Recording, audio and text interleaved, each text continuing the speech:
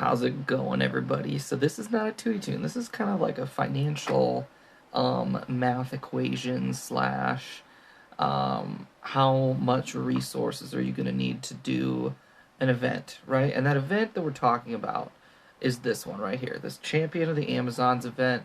It's going to be very helpful for you if you also plan on doing this Enchantress event, because they're technically the same event. They're just two different characters you're farming, right? Um, I'm more excited, obviously, about the Enchantress one. I've been kind of begging WB on Reddit to put her up there instead of the Harley Quinn one we got last month. Oh, shit. It's a girl I'm talking to. I'm going to do that real quick. Okay. But yeah, so doing these events does cost a lot of gems. However, it is also the cheapest way for anyone to go Rebirth 5 on a character they enjoy. Wonder Woman Coda here is a character that a lot of people really, really like in this game. And the fact that she got the 6th day instead of Mr. Miracle is huge because she's the like good character from last month. So I'm really, really glad that they gave us this one. I am currently doing an Excel sheet, right? I'm recording all of my rolls. I'm recording how much gems I'm spending. I'm recording how far along I am as I go.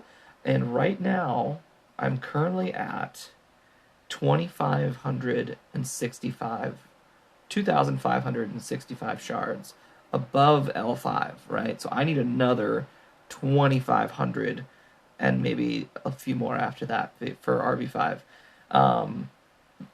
That being said, currently, after farming 2,500 shards, I've spent 32,000 gems, and I get an average roll. So, like, when I say roll, I'm going in here, I'm hitting this auto ×3 button, like right now. So my roll was 16, so I log that. I come down here, I log 16, enter. And then I keep doing that over and over again. I'm currently L4 on Wonder Woman Coda. That will be changing shortly. So this 2906 number you're seeing is it's above the 310, but I'm counting it in my Excel sheet as if I had already gone L5. Does that make sense? I hope that makes sense. So just subtract 310 from that 2906, and you'll get the number I'm currently at.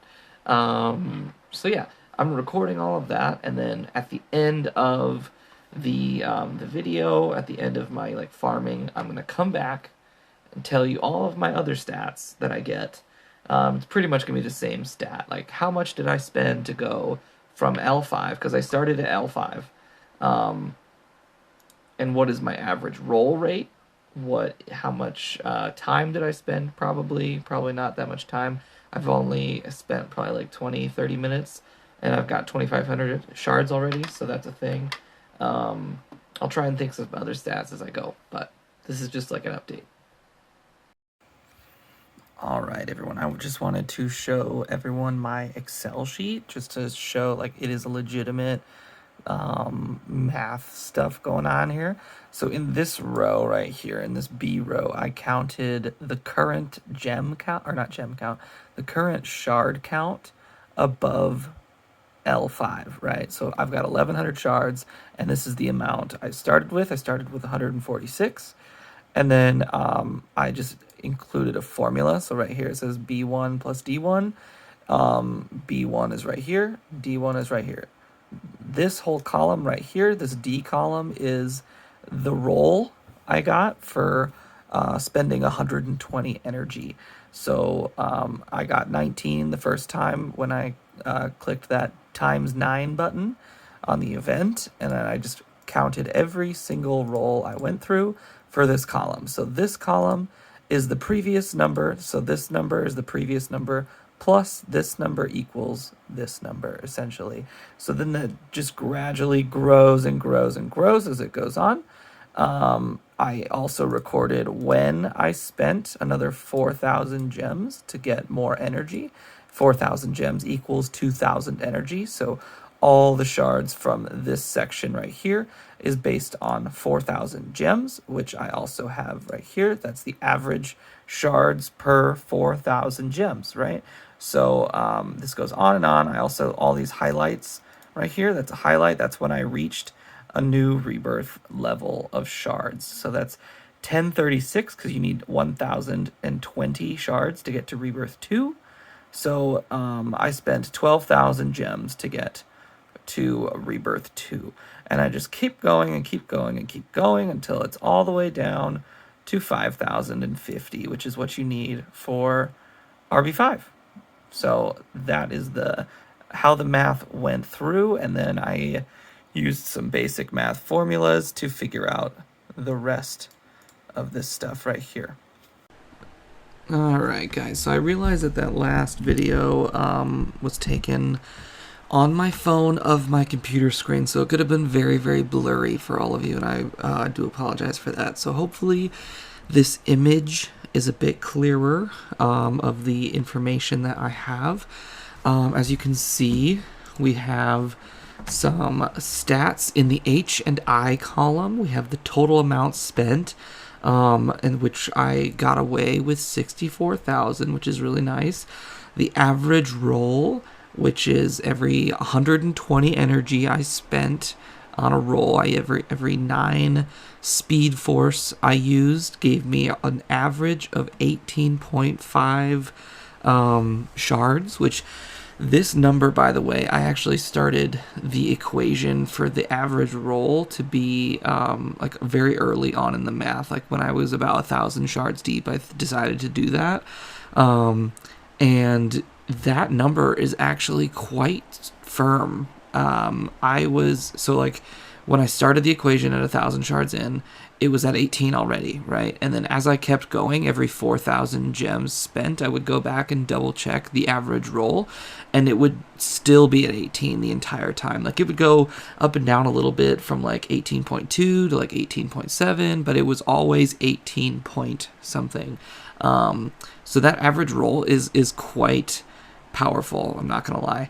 The average shards per 4,000 gems, now obviously this is an average, so you could be above or below this number easily, but that was like the average amount of shards I got every 4,000 gems I spent on the event. The next number, which you're looking at, is highlighted in blue. I think that's going to be the most important number because, so that is the average gems per shard I got. So the way I got that number is I divided the 4,000 gems by that average number of shards per 4,000 gems, right?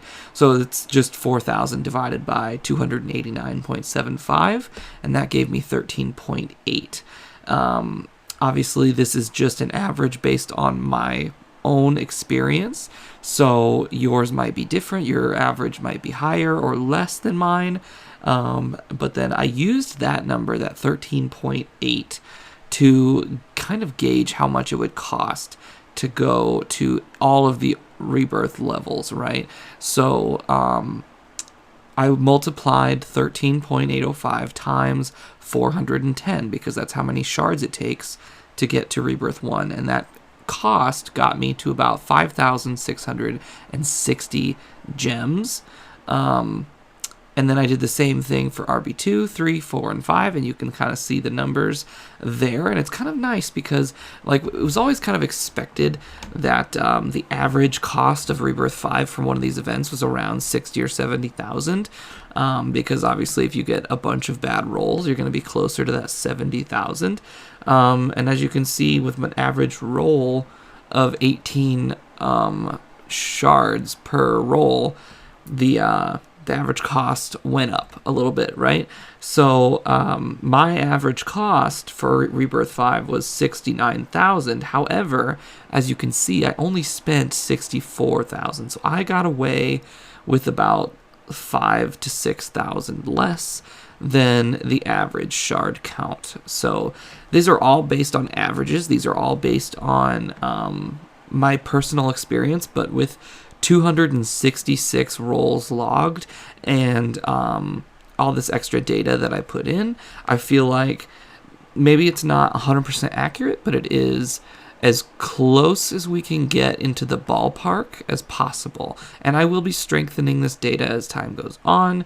The Enchantress event I'm going to use to record more of this kind of stuff, and I'm going to keep going and trying to tighten up these numbers as much as possible to make sure that they are as accurate as possible. So I hope that this kind of enlightened you on how much it was going to cost you to do this, and whatchamacallit. So if you have so many shards, right, of Wonder Woman Coda or Enchantress, I would take that number, the number that you need to get to whatever point you want. So from point A to point B, figure out how many shards it's going to take to get there, and then multiply that number by my 13.805, and that should give you a ballpark estimate of how many gems you'll need. You might want to save a little bit more than that number just in case you get a really crappy set of rolls, but that'll help you figure out the amount of gems you need for the events. So I hope this was informing to you. I hope this was entertaining maybe a little bit, but I really love data. I love this kind of data. It helps you learn, helps you prepare better for the future, and yeah, so toodaloo.